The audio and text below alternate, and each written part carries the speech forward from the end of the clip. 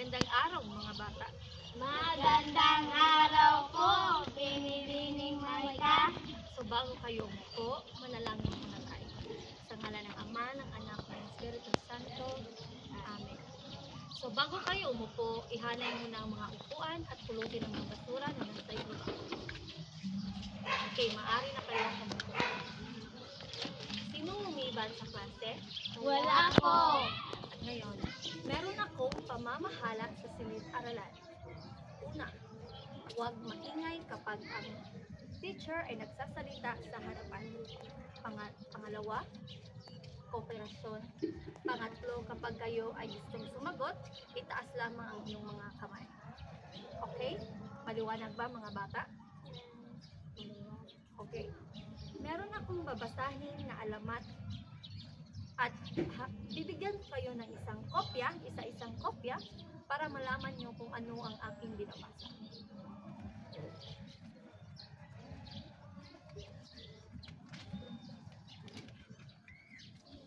So ngayon, makinig muna kayo sa aking babasahin na alamat. Ang alamat na aking babasahin ay patungkol sa alamat ng pakwan. So noong unang panahon, may isang bata na ang pangalan ay Juan.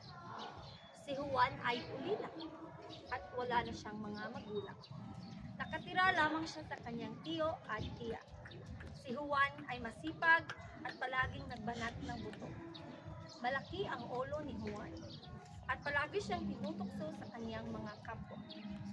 Ang tawag sa kanya sa panunukso ay Pak Juan. Ito ang palaging sinasabi ng manunukso sa kanya. Hindi pa nakontento ang mga magtutukso sa kanya. Siya ay sinaktan at binabat. Umiyak na lang si Juan at umalis palayo at tumutukso at nananakit sa kanya. Kapag umuwi na naman si Juan sa bahay, siya rin ang nagtatrabaho sa mga gawaing bahay habang ang anak ng kanyang tiyo at tiya ay walang ginagawa. Halos araw-araw na lang nararanasan ni Juan ang panunukso, pananakit at pagpapahirap sa kanya sa mga gawain. Isang araw, hindi na matiis ni Juan ang hirap at sakit sa kanyang kinikintig. Kaya sabi niya, mas mabuti na lang na kunin siya ng punong may kapal. Palagi na itong sinabi at dinadasal. Kaya isang araw, biglang umulan ng malakas na may kasamang kidlat at kulog. Biglang nawala si Juan. At paghupa ng ulan, hinanap si Juan ng kanyang tiyo at tiya at ng anak nito. Ngunit hindi nila ito makita. Ngunit may nakita silang may tubo na halaman sa kanilang hagdan. Ang halaman ay may bunga na kahawig sa ulo ni Juan. Laking pagsisisi ng kanyang tiyo at tiya at ng anak nito. Kaya bilang patawad ay inalagaan nila ng halaman at pinatawag nila itong Pak Juan. Sa paglipas ng maraming taon o panahon at dekada, tinatawag na itong Pak Juan. So meron na ba kayong naintindihan sa alamat na aking binasa? So ngayon, meron akong mga katanungan patungkol sa alamat ng aking binasa. Una, ngayon, sino ang pangunahing tauhan sa kwento? Okay. Juan. Very good. Pangalawa, bakit nga ba tinutukso si Juan? Dahil malaki ang kanyang ulo. Tama. At ito, pangatlo, bakit nararanasan ni Juan ang paghihirap na ito? Bakit nga ba?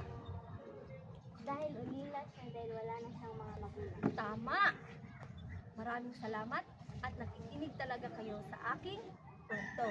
Ngayon, para sa lahat, ano nga ba ang aral na makukuha niyo sa kwento na aking binasa? Anong aral ang makukuha niyo, mga mensahe or tema sa aking mga binasa? Okay, ano? Okay, good manners. Sumuro at panaguri. Hindi pa yan. Anong aral ang makukuha sa kwentong binasa? At si Juan tinutukso dahil sa kanyang ulo. Ano nga ba ang aral? Bawal magbuli. Maraming salamat mga bata. Ngayon, meron akong aktibidad.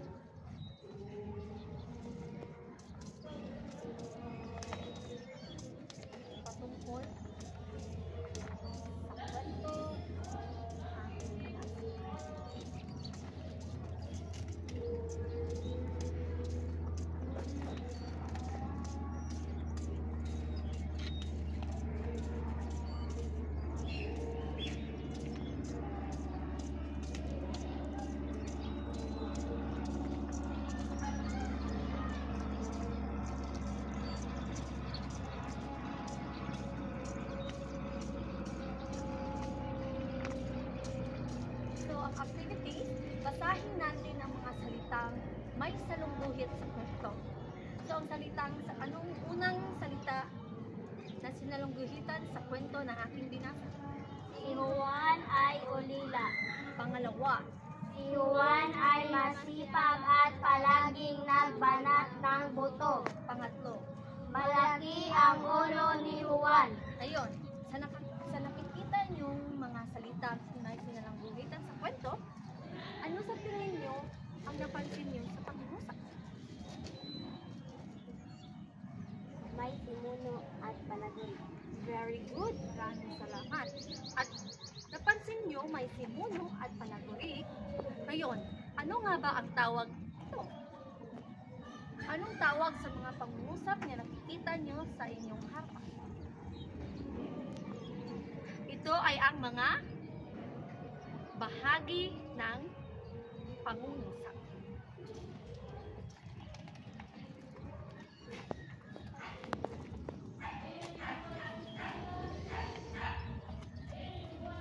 Ngayon, tatalakayin natin ang dalawang bahagi ng pangungusap.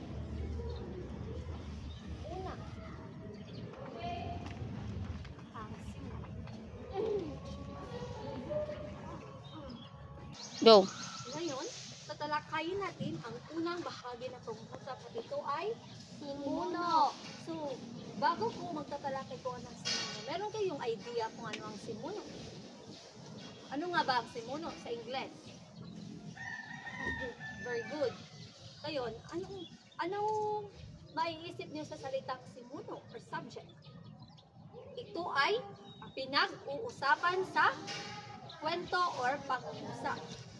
So, ang simuno, ito ay paksa o ang pinag-uusapan sa pangungusap.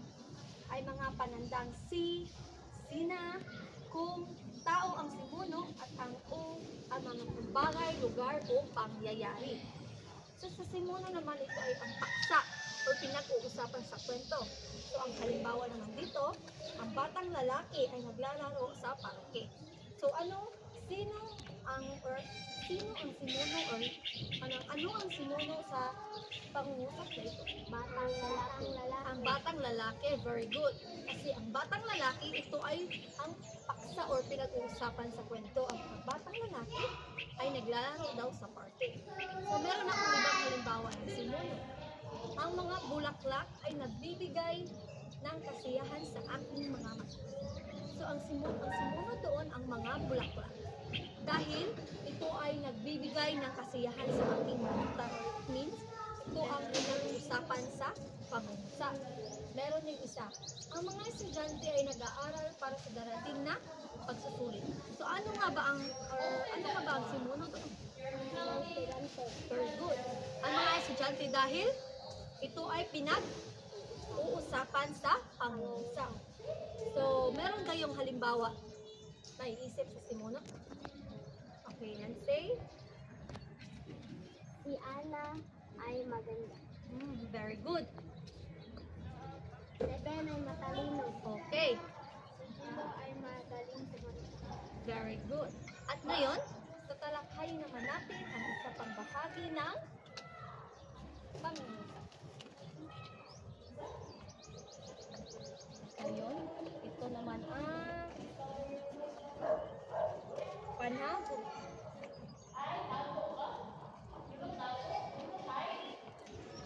So, ang pangalawang bahagi ng pangungusap ay ang panaguri. So, bago ako magsisimula sa panaguri, ano nga ba ang naiisip nyo or opinion nyo or sariling opinion patungkol sa panaguri? Ano nga ba ang panaguri? Sa Ingles, ano ang panaguri? Okay, predicate. Tama, predicate. So, ngayon, ang panaguri ito ay bahagi ng pangungusap na nagpapahayag ng kilos, katayuan, kalagayan o kaganapan ng simuno. Ito ang nagbibigay ng kahulugan at detalye sa pangungusap. So sa simuno, di ba, maumanto ang paksa or pinag-uusapan sa kwento. Ngayon naman sa panaguri, ito ay nagbibigay ka ng detalye sa pangungusap. So for example, masaya ang bata sa kanyang pag-aarawan. So sa panaguri, meron daw kanang ito ay nagpapahayag ng kilos, Hindi lang yan kilos.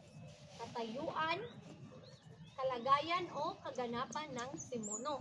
So ngayon, ang halimbawa na aking sinulat dito ay masaya ang bata sa kanyang kaarawan. So, bakit nga ba masaya ang sinalungguhitan sa halimbawa? Dahil ang masaya ito ay nagpapahayag ng kilos or action. Ano ba? Action word. So, masaya ang bata sa kanyang kaarawan. Meron ako ibang halimbawa. Lumalakas ang ulan sa labas ng bahay. Ano nga ba ang panaguri doon? Malakas. Very good, malakas. Dahil ito ay nagbibigay detalye sa isang pangungusap. Pangalawa, naglalakad ang babae sa kalsada. Anong panaguri? Very good, dahil ito ay nagpapahayag ng kilos. Nagpapahayag ng kilos. So, sa bahagi ng pangungusap, maaaring magbabaliktad ang simuno at panaguri sa isang pangungusap. Hindi lang puro ang simuno nasa unahan, ang panaguri nasa hulihan. Ang bahagi ng pangungusap pwede ito magbaliktad. Pwede mauna ang panaguri at mahuli ang simuno. So, halimbawa, ang mga bata ay masipag mag-aral. Nauuna dito ang simuno, ang mga bata. Then, sumunod naman ang panaguri, masipag na mag-aaral. So, atong kanang suwaton balik or ano na to ang pangungusap ito, baliktarin natin ang simuno to panaguri to simuno. Ito ay ang diba halimbawa kanina, ang mga bata ay masipag mag-aral. Ngayon, masipag na mag-aral ang mga bata. Ang masipag mo na ang panaguri, ang mga bata is simuno. Very good. So, laging tandaan yung mga bata na ang simuno at panaguri ay magagamit ito sa pang-araw-araw natin, like gaya ng pag-describe mo ng mga bagay or kahit na anong bagay na inyong gusto mong ma-describe sa pagsasalita or pag-communicate sa mga tao, like inyong kapatid, kaibigan, kapamilya. So, ang simuno at panaguri ay palagi nating ginagamit. At laging tandaan na ang panaguri at simuno pwede ring magbaliktad. Hindi maaari or hindi palagi mauuna ang simuno at mahuli ang panaguri. So, meron ba kayong maintindihan?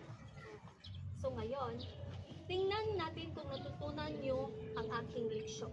Meron akong ilang mga katanungan at gagawin. Ilan ay magtaas ng kamay at sumagot sa aking mga itatanong. Unang tanong.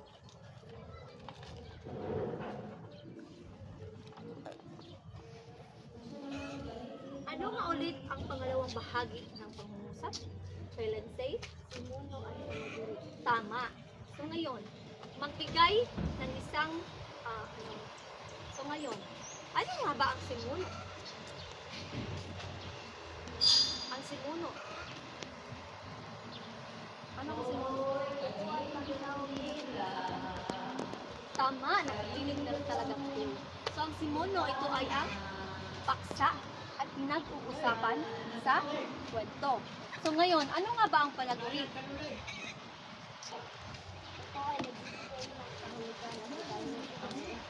Tama. So ang simuno ito ay ang paksa or ang pinag-uusapan sa kwento.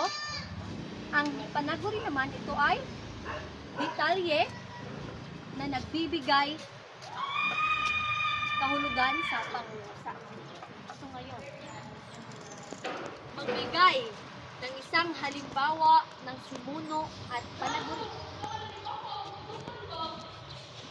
Anong halimbawa ng simuno? Nancy, Si Ana ay magaling sumayaw. tama. Ano? Isa na lang. Okay, Adam? Si Ben ay mabilis. Tama. Magbigay ng isang ay 5 palakpak. Very good. So ngayon, base sa mga sa aking tinalakay, meron akong itatanong. So, ano nga ba ang dalawang uri ng ano nga ba ang dalawang bahagi ng pangungusap? Simuno at panaguri. Tama, simuno at panaguri. Paano ito gamitin? Paano gamitin ang simuno at paano gamitin ang isang panaguri? Paano gamitin ang isang simuno? Ginagamit ito kapag ang paksa na yung ginagamit ay pinag-uusapan. Mao na ang simuno. So ano nga ba ang panaguri? Ito ay nagpapahayag ng kilos, katayuan, kaganapan ng isang simuno. O ito ay nagbibigay detalye ng pag-uusap. Hindi ba? Tama? Tama. Okay. So ngayon, sino nga ba ang makapagbibigay ng halimbawa ng pangungusap na may simuno at panaguri? Pinagsama-sama ang simuno at panaguri sa isang kwento. Like for example, ang batang lalaki ay magaling sumayaw sa entablado. Wait lang. Ang batang lalaki ito ay simuno. Magaling sumayaw, panaguri. So ngayon, sino makapagbibigay ng isang pangungusap na may simuno at panaguri? Okay, let's say, Masayahin ipinagluluhang ni Ana ang kanyang tama. Nakikinig talaga ito si Lindsay. Ikaw, Adam, meron ka bang idea? Wala? Ikaw? Okay, maraming salamat mga bata. At ngayon, kumuha kayo ng isang papel. Ay, wait. O, kumuha kayo ng isang papel. At sulat ito.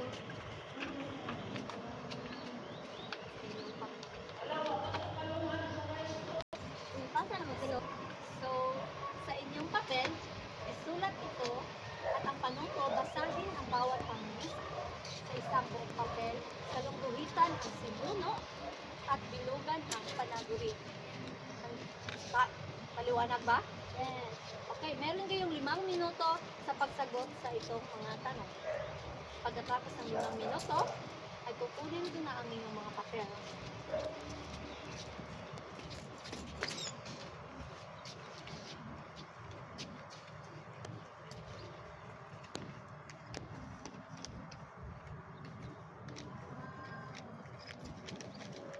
Last 1 minute.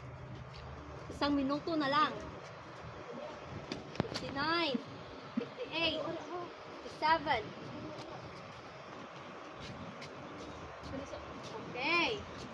Tapos na ba? Tapos na. Okay, pakipasa papel sa harapan. Okay, maraming salamat mga bata.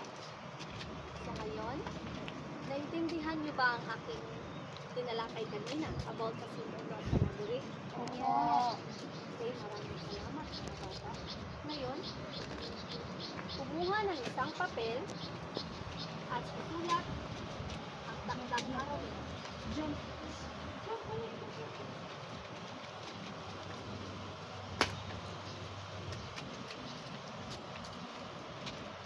Ang takdang aralin, panuto sa isang buong papel, magbigay ng mga pangungusap na may simuno at panaguri na makikita sa larawan na nasa ibaba. So, ang larawan na dito ay isang pakwan. Ito ay kanang related ra sa aking tinalakay kanina about sa alamat ng pakwan. So, pakisulat ito sa papel. Meron kayong 2 minuto sa pagsulat ng inyong takdang aralin. Tapos na? Na. Okay, maraming salamat mga bata. At sana mayroon kayong natutunan sa aking tinalakay ngayon. At ang assignment nyo, ipapasa nyo yan sa susunod nating pagkikita. Maraming salamat at magandang araw mga bata.